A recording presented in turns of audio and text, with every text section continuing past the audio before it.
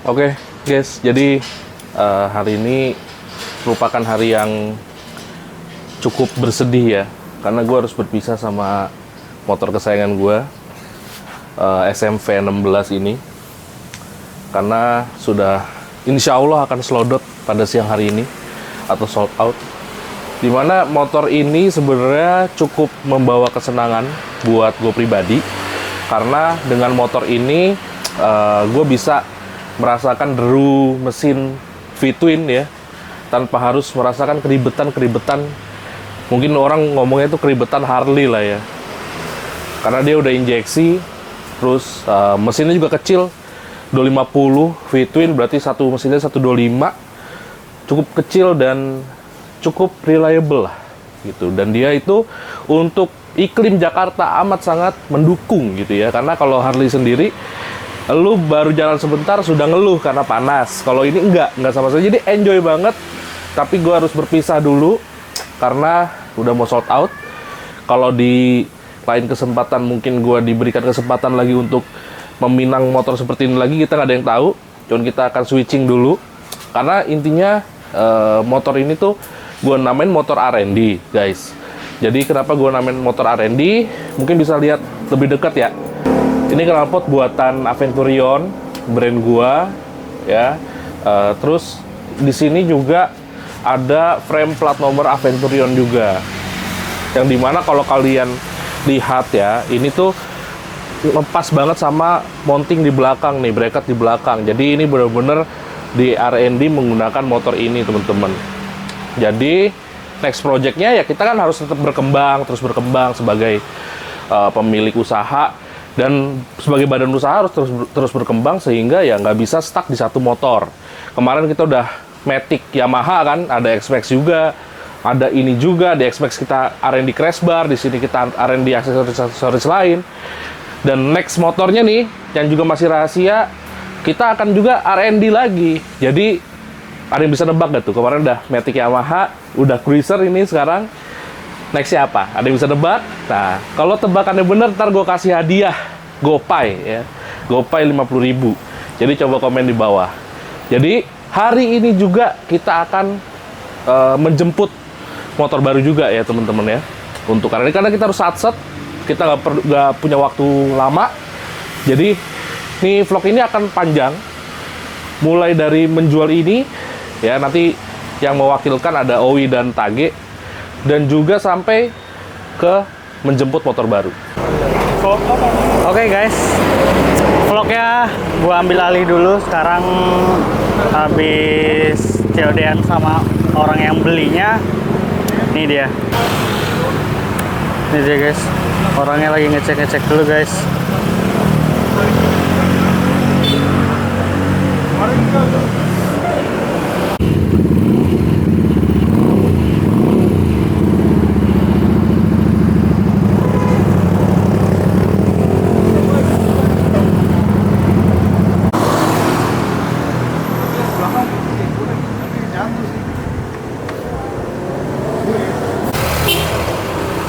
Nah ini lagi cek and recheck dulu. Tadi surat-surat udah, kondisi motor baik nih, nggak ada minus. Oke guys, COD motor kali ini yang tadi di vlognya tadi, di video tadi. Sekarang ditemenin dengan Mas Tortor. Halo. Mas Tortor gimana Mas Tortor? Halo. Ini berarti COD apa ini? Ini SCM V16 tahun 2021. Kita lepas karena ada mainan baru yang akan datang. Wis. Mainan baru. Orangnya mana? Orangnya ini? Apa? Oh, iya. Oh. Tadi surat-surat udah dicek semua, tinggal nunggu transferannya. Terima kasih mas. Ya mas. Mantap. Keangkut guys. Angkut ya guys. Keangkut. Motor Ya. kesayangan keangkut juga ini. Mas.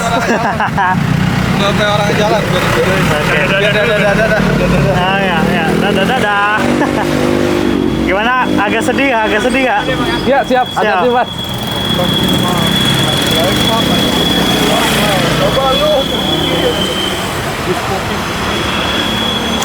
Sedih mas.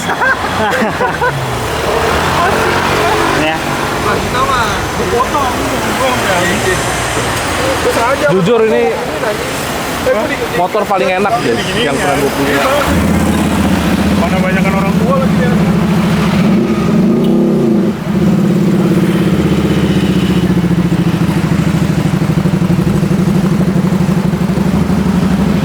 Ya, jadi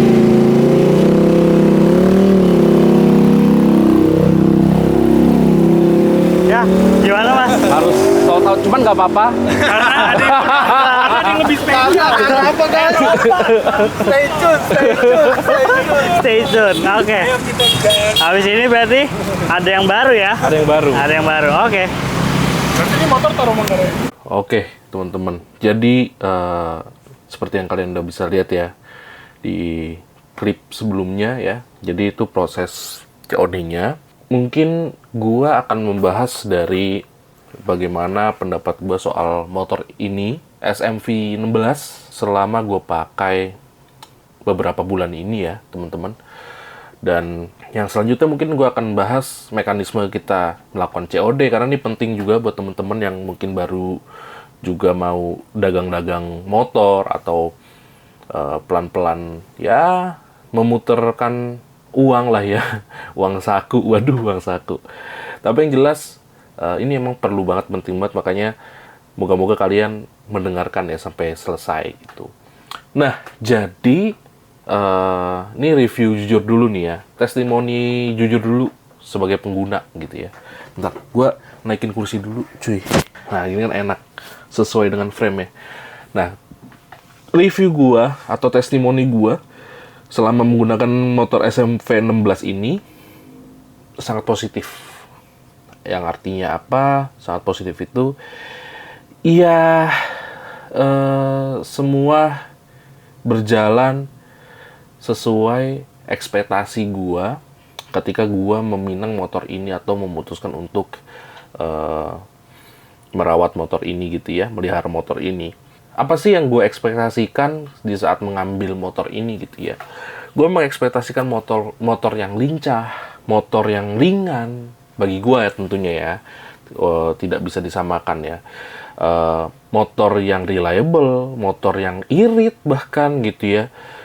Dan yang nggak kalah penting adalah motor yang memiliki dentuman khas mesin konfigurasi V atau V-twin engine gitu ya, yang udah pasti punya keunikan atau perbedaan atau ciri khas lah ya tersendiri untuk si motor itu gitu ya, dibandingkan dengan motor-motor umum gitu ya. Kenapa gue sebut motor umum? Karena ya mesin motor dengan konfigurasi V-twin, terlebih untuk motor yang kecil, motor yang besar aja jarang ya, tidak umum, apalagi yang kecil, itu masih belum umum atau masih jarang ditemukan di Indonesia. Tapi perlu diingat teman-teman nih, walaupun SMV 16 ini adalah Malaysia punya, tetapi mesin yang digunakan masih sama plug ketiplek sama yang dipakai oleh Kiwi. Ini motor juga amat sangat nyaman sih kalau kata gua. Itu bener nih kayak Harley Davidson versi mini gitu ya. Jadi gua bener-bener suka banget sih sama nih motor gitu ya. Enjoy parah. Nah, lanjut lagi ke tahap-tahapan COD gitu ya. COD sama calon buyer gitu ya. Nah, teman-teman hati-hati. Di dunia digital ini yang apa-apa serba online gitu ya. Memang kita dimudahkan, amat sangat dimudahkan daripada dulu gitu ya. Dulu ketika gua awal-awal jualan motor, itu amat sangat susah karena gua harus jemput bola gitu. Kalau ini customer yang ke kita, sangat memudahkan kan, tetapi semua itu ada plus dan minusnya.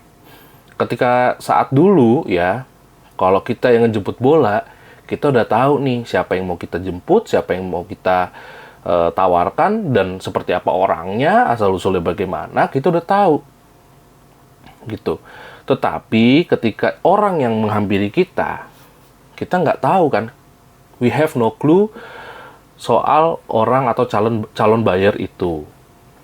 Nah, maka dari itu preventif yang perlu kita siapkan antara lain adalah pertama, jangan umbar data pribadi.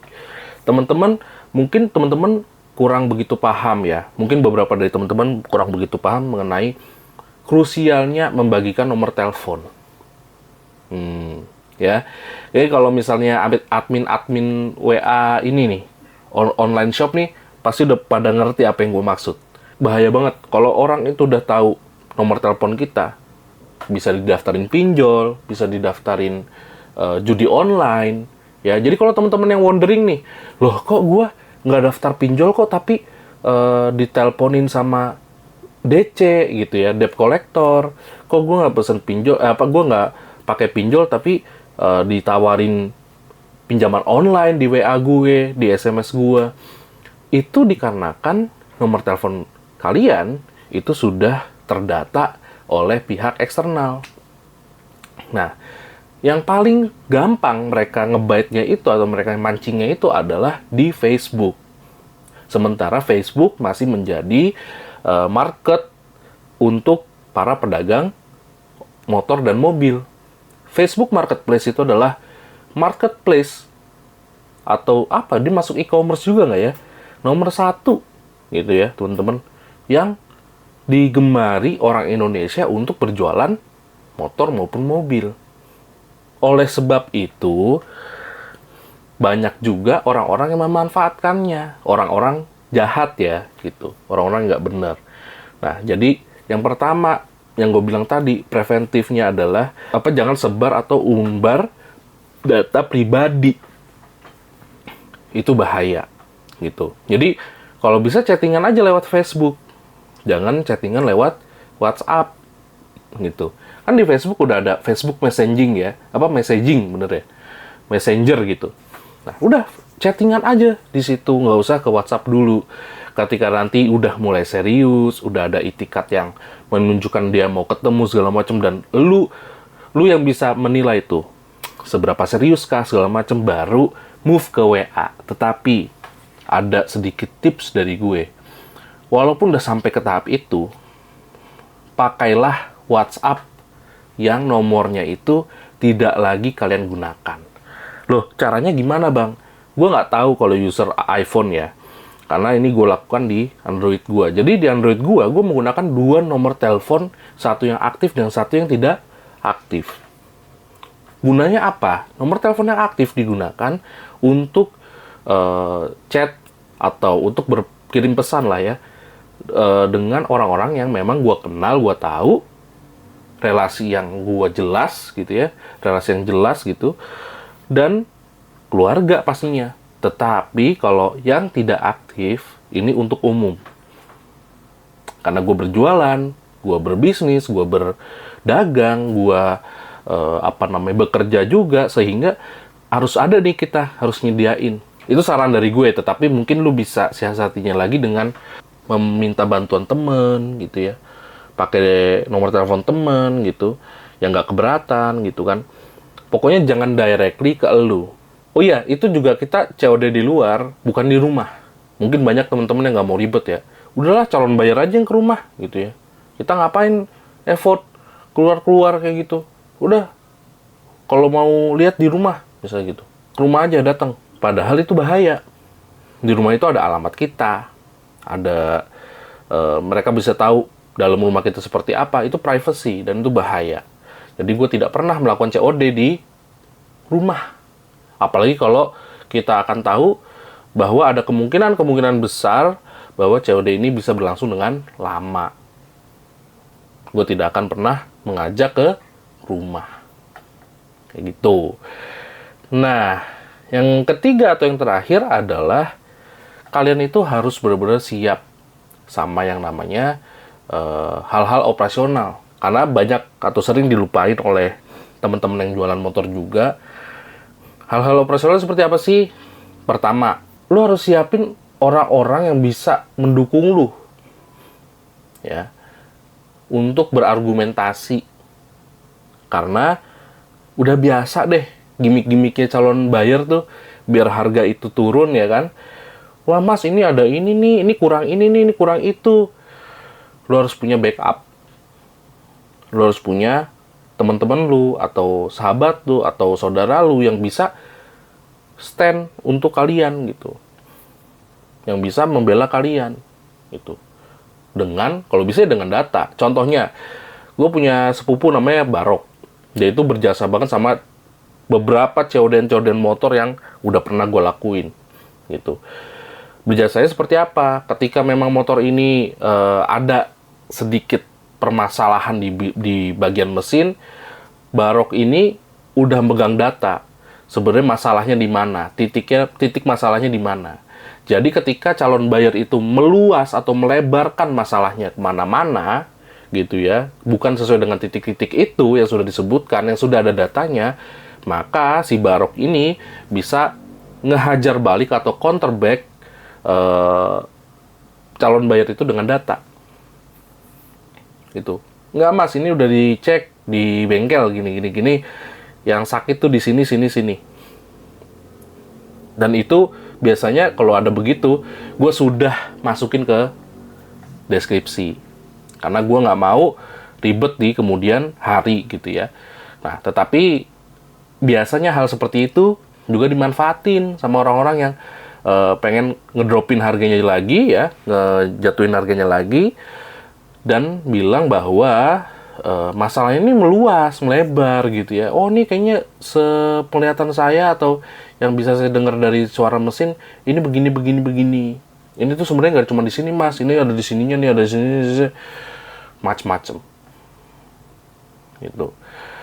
Jadi harus punya itu masuk ke operasional. Yang kedua adalah ya lu harus, kalau gue yakin yang nonton di sini pedagang atau calon pedagang jujur nih ya kan, ya lu harus cek semuanya, cek ke bengkel, itu operasional juga. Terus yang terakhir yang kalian suka lupa juga adalah kebersihan motor atau mobil yang mau dijual gitu ya. Kita sebagai pedagang yang baik gitu ya, kalau bisa jangan sampai customer itu dapat dari kita itu jelek lah, kotor gitu ya.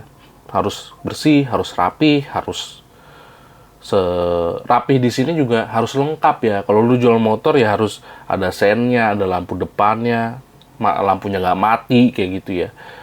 Kalau memang pedagang, tapi kalau pemakai tapi menjual motor ya itu terserah kan. Tapi cuma kalau pedagang, gue bilang sih harus seperti itu. Karena kayaknya bisa dituntut ya itu ya.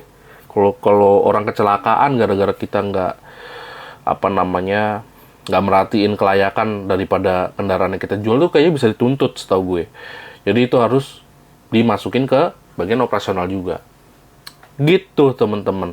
Jadi yes, SM-V16 sudah terjual. Cukup sedih juga ya, karena ini motor enak, motor bagus, motor yang keren juga ya. Dari motor ini juga lahir beberapa parts atau aksesoris yang bisa gue jual juga untuk Aventurion Indonesia, dan di situ ada frame plat nomor, knalpot ya, dan juga beberapa bracket yang kita sudah bisa buat. Nah, tetapi gak apa-apa, kita sekarang ada challenge baru untuk bikin aksesoris yang lebih ini lagi ya, lebih luas lagi jangkauannya. Jadi moga-moga di motor baru ini bisa memberikan kita ide-ide, kita itu bisa melakukan R&D yang lebih baik dari sebelumnya gitu. Jadi sekian aja, jangan lupa kalau misalnya kalian ada yang penasaran sama aksesoris dari kita Aventurion Indonesia, kalian bisa kunjungi Shopee kita, linknya ada di deskripsi di bawah, dan jangan ragu untuk membelinya karena kita jamin dan kita garansikan bahwa produk kita itu bukan produk kaleng-kaleng dan kalian pasti puas dalam pemakaiannya, gitu ya. Nggak cuma puas, tapi kalian tidak akan merasa diribetin untuk pemasangannya karena produk-produk kita dibuat sesimpel atau sesederhana yang bisa kita buat. Seperti itu. Jadi thank you teman-teman untuk yang sudah menyaksikan ya. Sampai jumpa di video berikutnya.